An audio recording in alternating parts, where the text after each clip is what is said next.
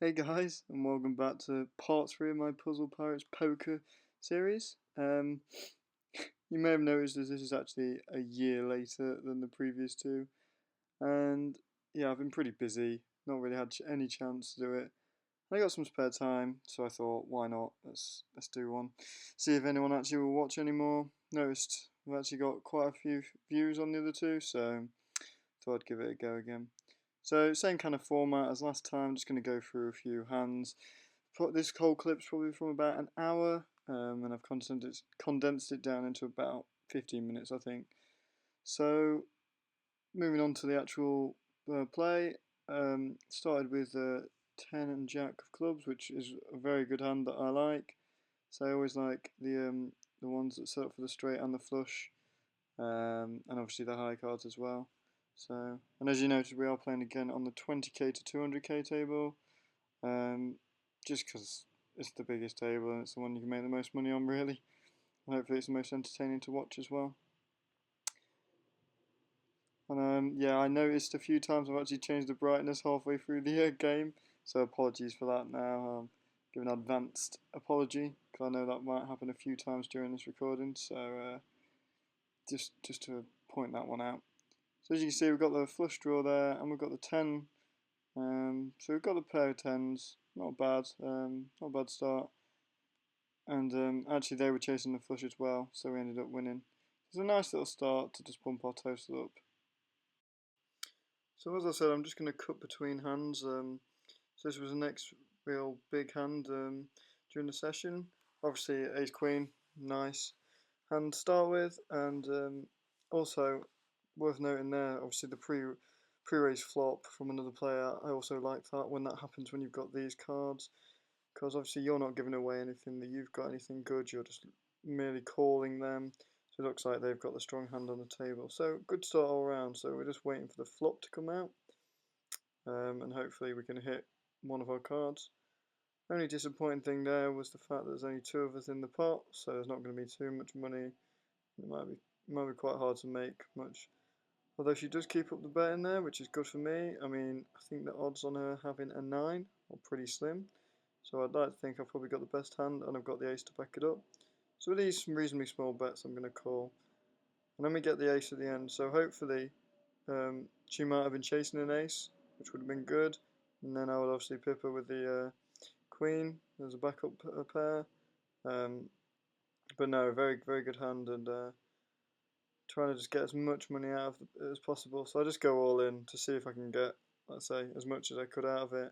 But unfortunately not. But still, nice start, up to 270. So it gives us a bit of extra money for our betting. So our next hand is 5 and queen. Not the best hand in the world. I mean, you've got the queen, which is a reasonably high card.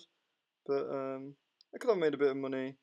Probably open to calling any pre-flop raises, really. So sorry for the delay there. Probably was looking at something else for some reason. But I do go ahead and call this. We're just hoping. Oh, so we have a pre-raise there. Like I said just a minute ago, because I've made the money and it's not too much, I'm gonna go ahead and call that. And obviously, because there's 4 people in the pot as well, other people in the pot, it's quite a nice little total. So as you can see from the flop, we actually hit the 2 pair straight away, which puts me firmly in charge. I'd be pretty certain to say that I'm probably leading the table here. So I'm just going to keep up the betting, nothing massive, just trying to keep getting money flowing into the pot and try not to scare too many people off as well.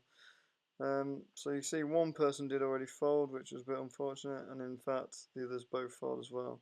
So I was a bit annoyed here, so I just keep up a reasonably steady betting, but unfortunately they folded on that, and that was as much as we can make out of this. Still a very good start from the opening few hands, and yes, we'll see what we get next.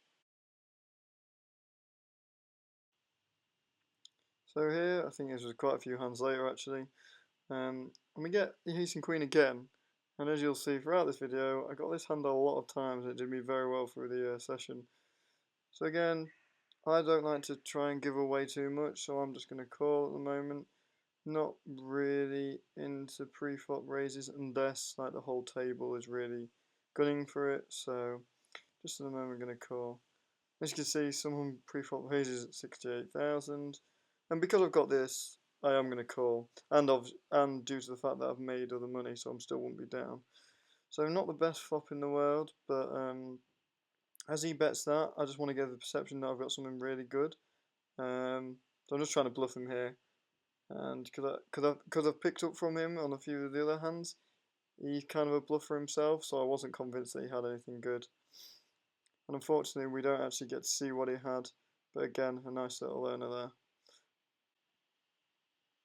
So, in fact, straight after this hand, we got another very good hand there, the pocket queens. I have to say I did get quite lucky in this game, and a lot of poker is down to luck, but also a lot of patience, because you have to wait for your luck to come in. And thankfully, I got mine pretty quickly in this game, which is not always the case. So, as a few have been pre-flop raising, I thought I'd do one too, but just a steady 10k to try and get plenty of people in the pot. But I managed to get 4 others in, which was reasonably good. So we have the 4, Jack and 10 come up, which isn't the best in the world, but I've still got the highest pair out on the board, or a higher pair than is on the board. So I'm still in a quite strong position, and I want to keep up the betting that I had.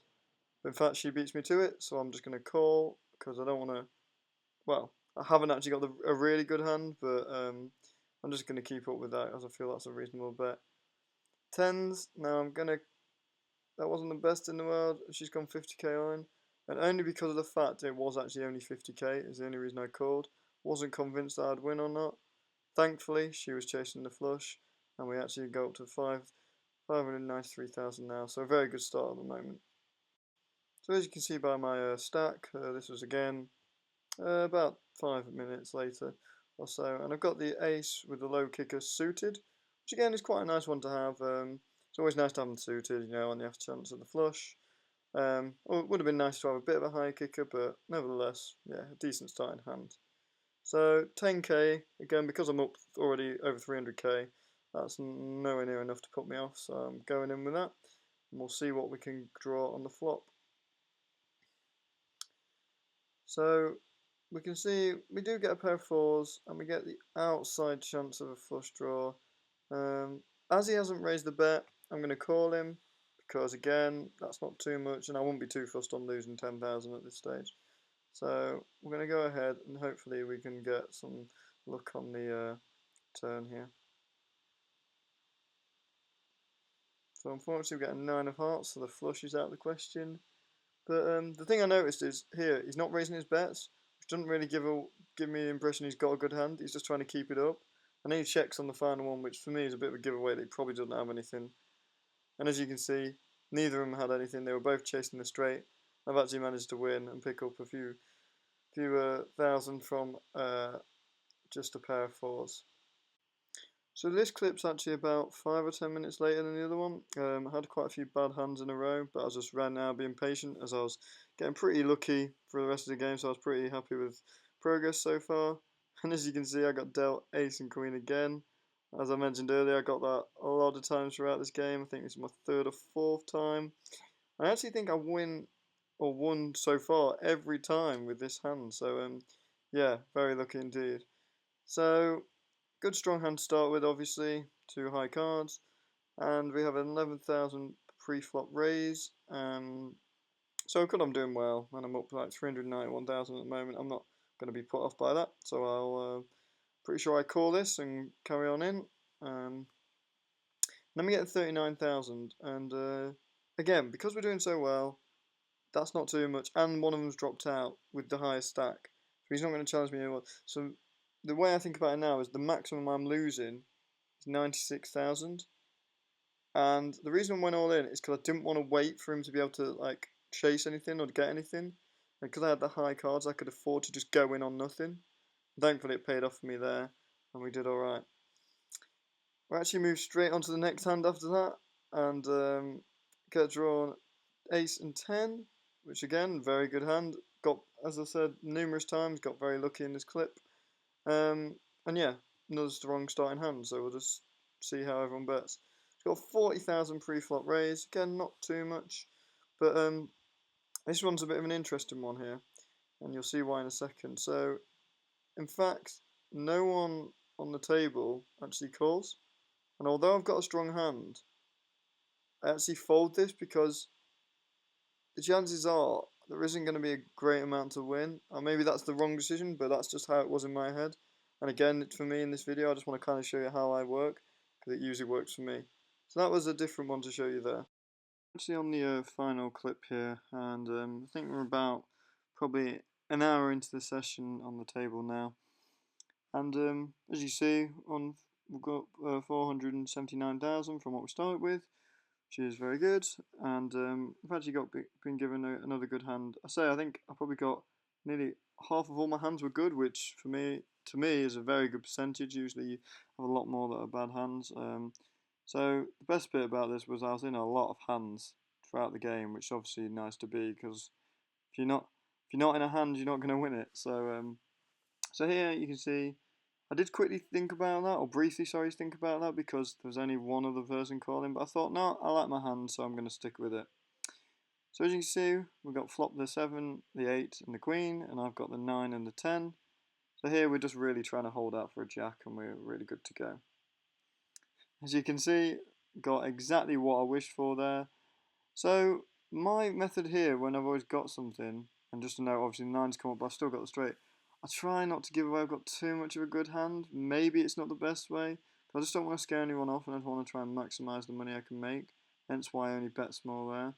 So maybe that's not the most I could have made out of that hand, but I think if I'd gone any more, I wouldn't have even got that 8,000, so that's just my thoughts behind that one. As you can see, straight after that, we got dealt the Jack and King, which again, another good hand that I can't complain about. So would probably be open to most pre-flop raises here. And as always, and as you've seen, as the trend throughout this whole video, literally there's been a pre-flop raise every hand. So inevitably, here comes the pre-flop raise, I think. And I can't remember how much it is, but we'll see in a second. And well, another thing to note is that generally the speed of play on this table was actually pretty good, which is always nice because it's always annoying having to wait 5 minutes. So just going back here, as you can see, I'm just contemplating whether to call this. I'm thinking I've literally won everything that I've wanted so far. So I think my luck's on. So I thought I may as well call. 75,000 isn't too much. If it was, say, 200,000, I would have been a bit more like conscious and maybe not have actually called. So here we are. We've gone 75,000. We've called that bet, and we'll see what we get drawn on the flop. And sorry about the brightness change again. Mentioned that earlier in the video. Completely forgot that would be showing up on the video.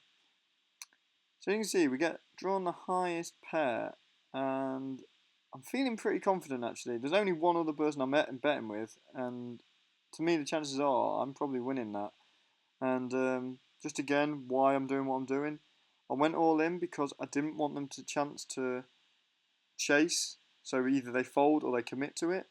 And as you can see, they were kind of chasing with the sixes, kind of not.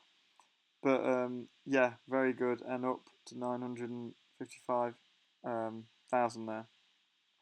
So that's all for this video. Hopefully you enjoyed, and maybe you learned something, maybe not. Maybe I'm not very good at poker, but I mean it seems to be working for me. Let me know if you like the content or not. Any comment is appreciated, and hopefully I'll see you again, and hopefully it's not in a year's time. Alright, cheers guys, bye.